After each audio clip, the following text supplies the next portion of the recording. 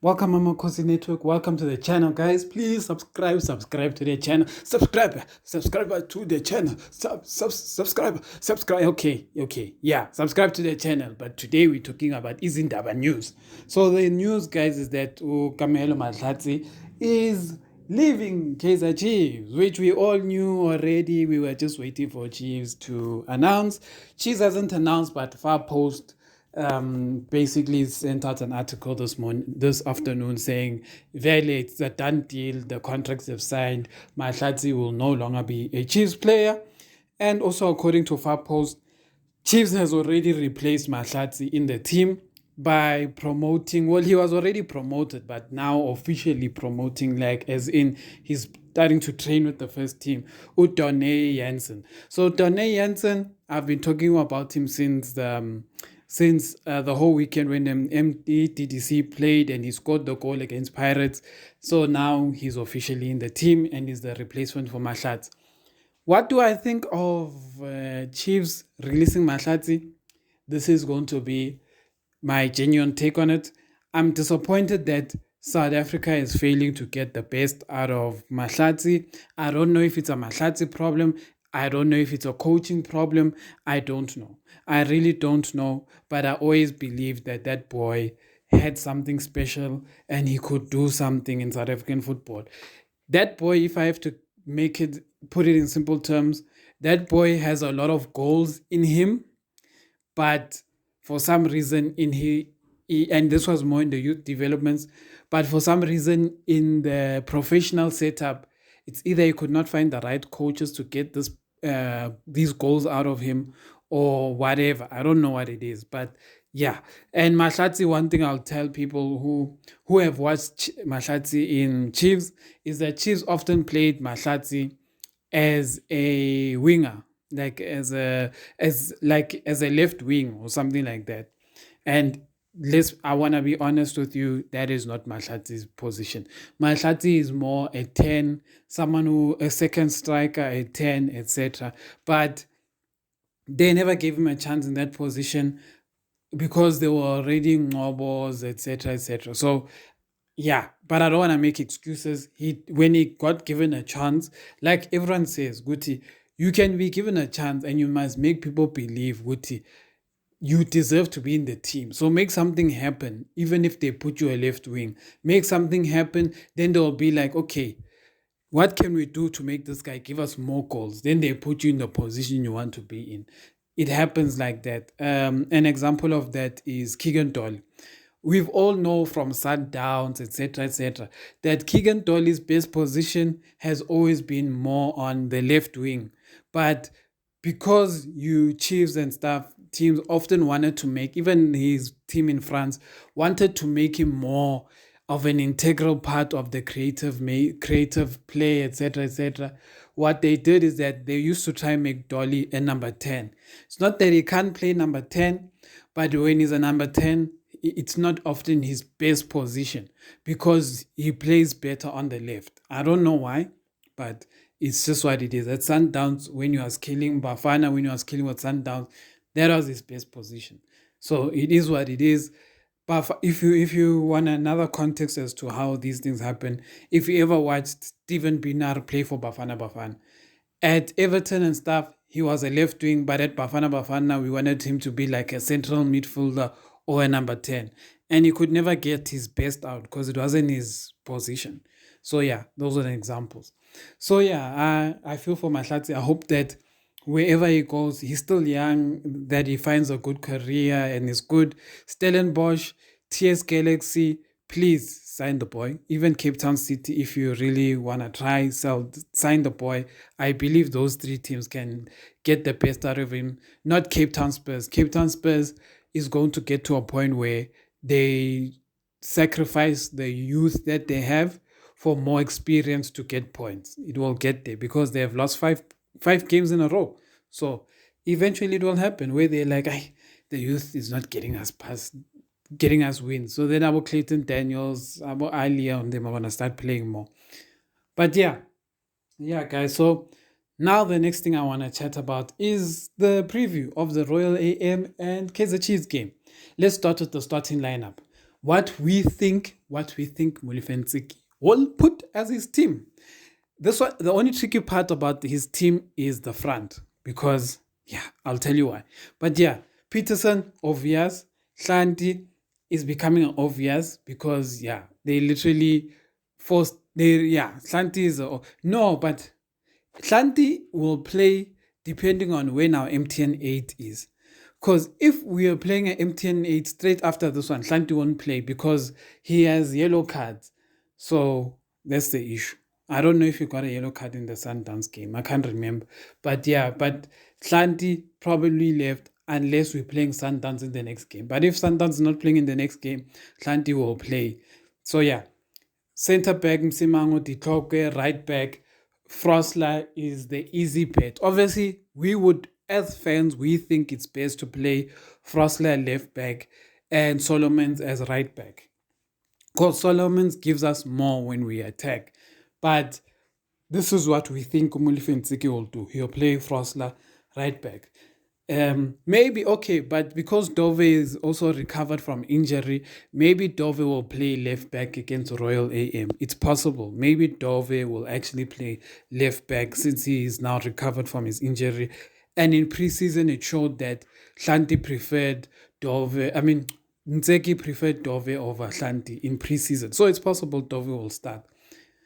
In the middle of the park, we have Matt and Castillo is standard. Left wing, we have Modi standard. Right wing, we have Botsani standard. Now, these are the two positions. I am not sure what's going to happen. Danzane is number 10 and Ashley Dupree's striking role. Because this is what I'm going to say. Mtanzane has not been doing well.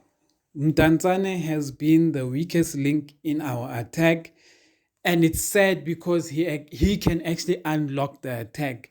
He is good enough to make us tick, like he's good enough to do that, but he has not been doing that. So I don't know if Molefe is going to say, you know what, for this game that's coming, I'm going to start Mtanzane again, and I'm going to start Utupri as the striker, just to not fix too much with the position.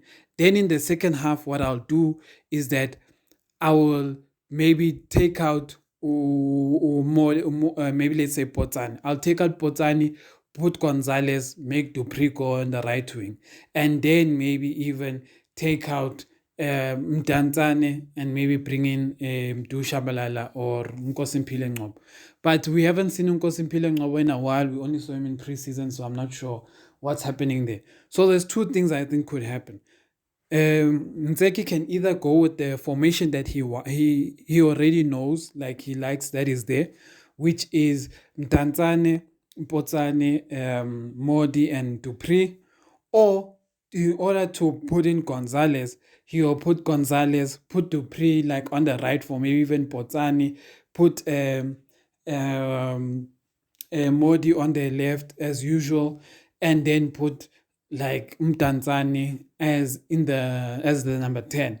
But like I said, it's also a possibility that Molefe will try either Upotsani as number 10 from Mdantsane or even start Ashley Dupree as a number 10.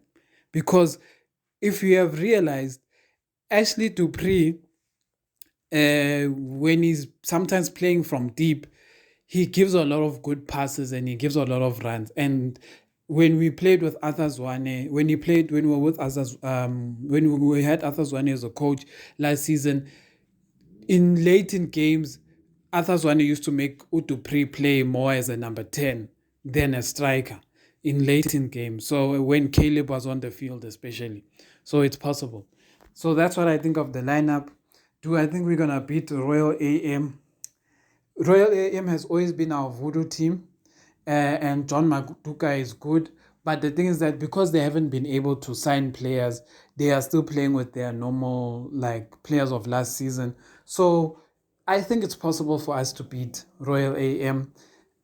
I honestly feel I don't believe we should be losing to Royal AM, But at the same time, I also give respect to John Maduka, the head coach of Royal AM, because he knows how to beat Chiefs. Like that is just what he knows. He knows how to beat Chiefs. So I wanna give that respect to him. But I don't believe Royal AM has the quality to beat Kaizer Chiefs. That is just what I believe.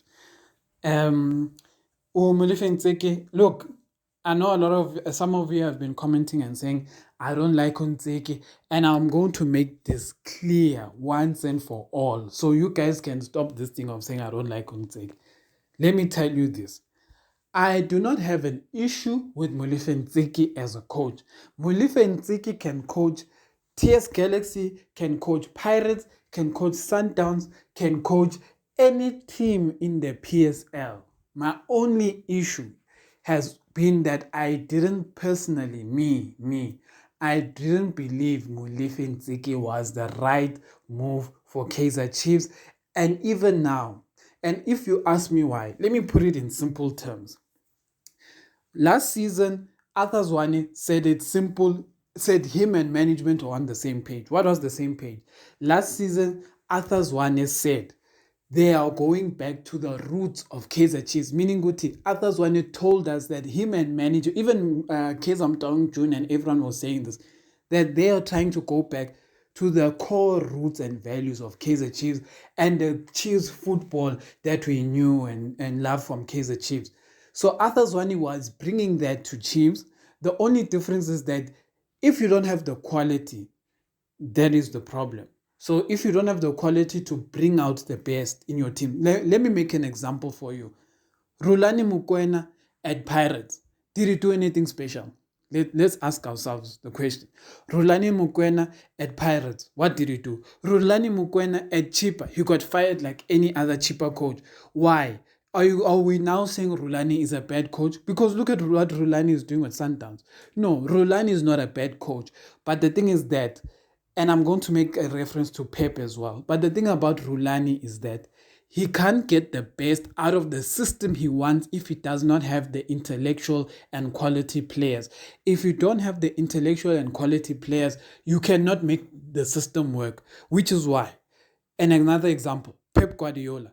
Pep at Barcelona had the Messis, the Xavis, the Iniestas, etc., etc. He made Barcelona the best team in the world.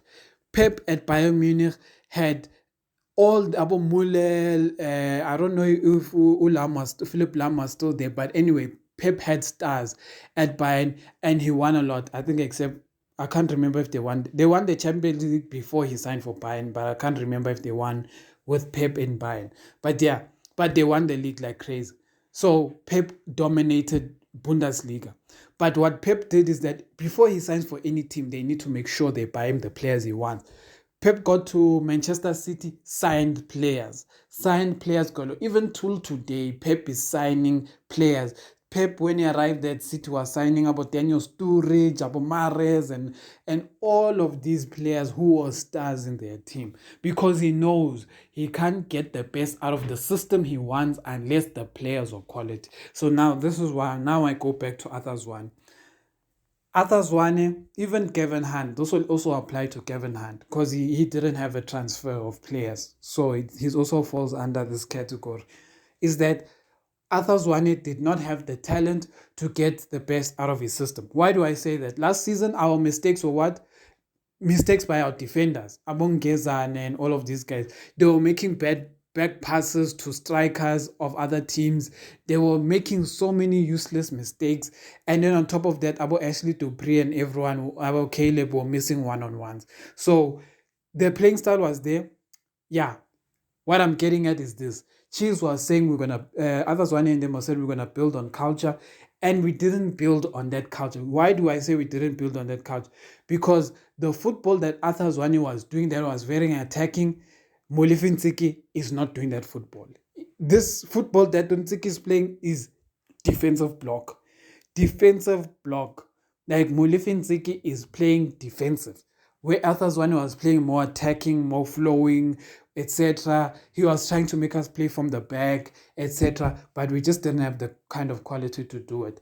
Now, Molefe Ntsiki playing for the back is not a thing. We just kick long balls, kick long balls, kick long balls.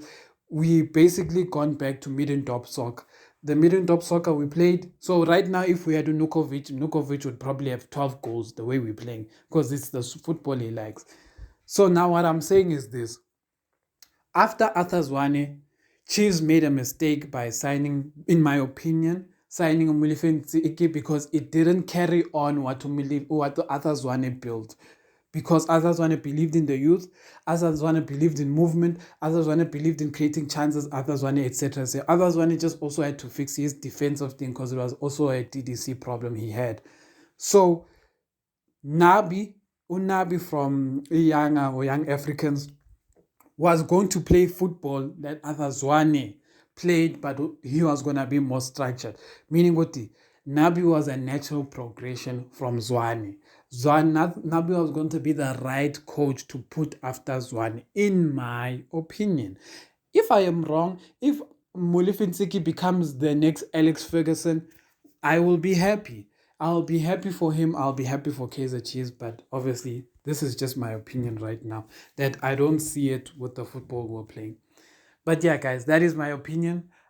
And yeah, I don't have any problem with Molefe Ntsiki. I'm just not at that stage where where I believe the decision was right. I still do not believe that decision was right. But anyway, you guys will tell me what you think. Maybe I'm talking nonsense as usual. Maybe. But please subscribe, guys. Subscribing is important. You need to subscribe to the channel. Subscribe. Shop, guys.